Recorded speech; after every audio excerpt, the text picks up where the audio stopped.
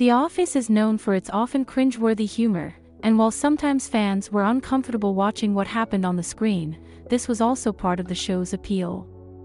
While Jim and Pam might be more rational than many of the people at Dunder Mifflin, they weren't always on their best behavior. One of the least admirable traits about Jim and Pam is that they definitely thought they were better than their coworkers. On the one hand, it's easy to see why they'd get this attitude, as people like Dwight would do things like bring weapons to work.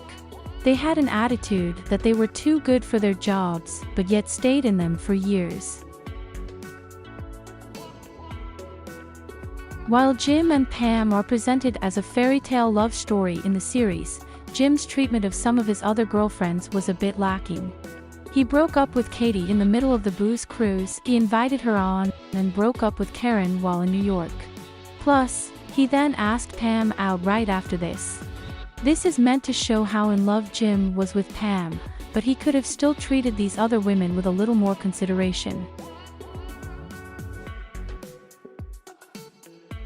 Many fans of The Office have pointed out that Pam was treated rather horribly by many of the men she worked with.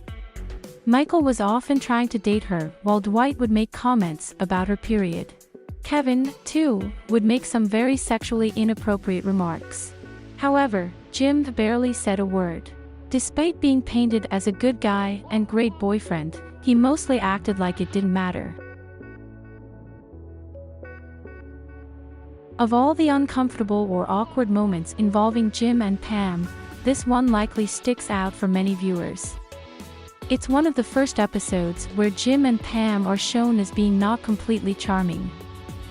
They expect to be loved by the daycare owner, and while Jim didn't mean to embarrass the man, accidentally walking in on him in the bathroom still gave secondhand embarrassment.